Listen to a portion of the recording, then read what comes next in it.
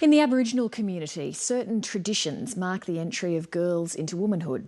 It might surprise you to learn that debutante balls have also been embraced. The very first Aboriginal Deb Ball was held in Melbourne more than 60 years ago. The surviving debutantes and their partners are now elders, and they were recently honoured at a very special ball for a new group of young Aboriginal Debs. Lisa Whitehead was there.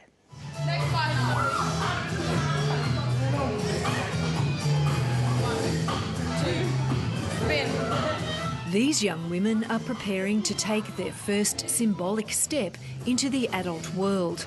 Their debutante ball will be a culmination of a special program called Pathways to Womanhood. Don't poke me. I'm careful. I'm going really careful. Squeal if it hurts.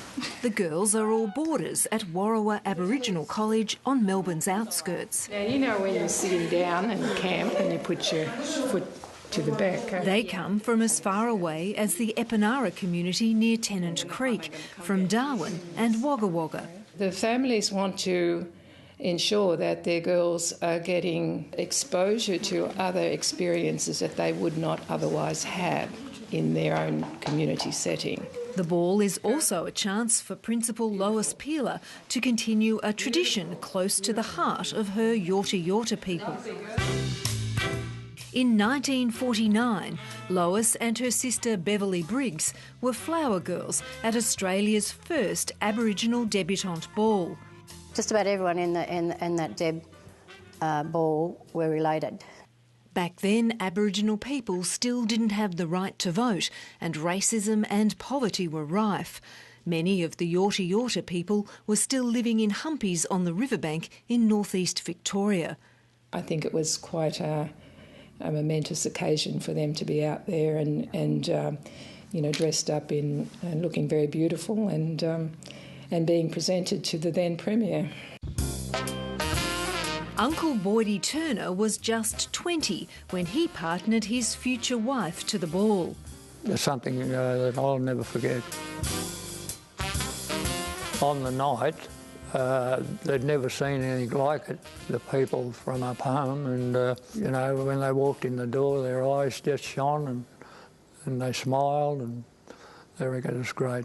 They are all elders now, well into their 80s, and I don't think that there was ever any recognition of them and, you know, their role in doing that, and we wanted to honour them.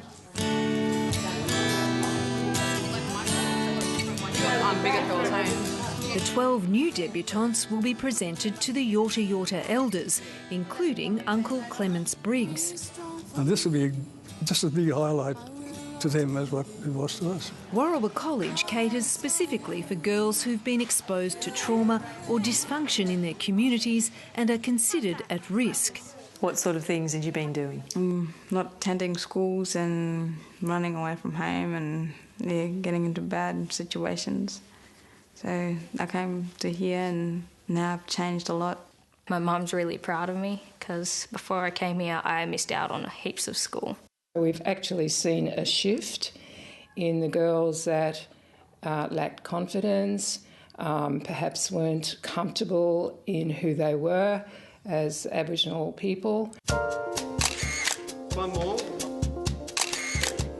Girls making their debut can outlay hundreds of dollars, money these girls' families simply don't have. 2, 3. Beautiful.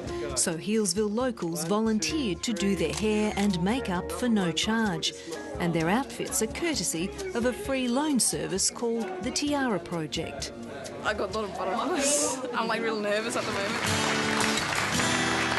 Layla is from the Maramaru language group and lives in Darwin. Layla has undertaken AFL umpire training and she hopes to become an interpreter with the police force.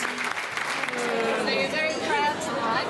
Yeah. Those mothers have come from remote communities. I mean, the challenges that they face in actually travelling down here, I don't think many of us really appreciate, but here they are to come and see their daughters make their debut, and that is incredibly important for the girls.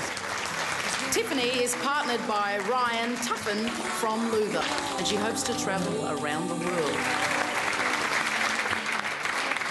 Warrawa has given her the opportunity to look what she wants to do in the future, and that was one of the main things and opportunities that I wanted her to have. I think a debutante's a great way to celebrate what they're embracing in coming to Warrawa and studying and being in a big city. That's really a big step that they've taken on. We'll walk in separate ways. You promise me you will remember. What we're aiming for is to have a balanced individual with skills that are useful in mainstream, but also someone who is proud of their Aboriginal identity and, you know, can step forward and take their place as leaders in the future. It's a good goal. Lisa Whitehead reporting.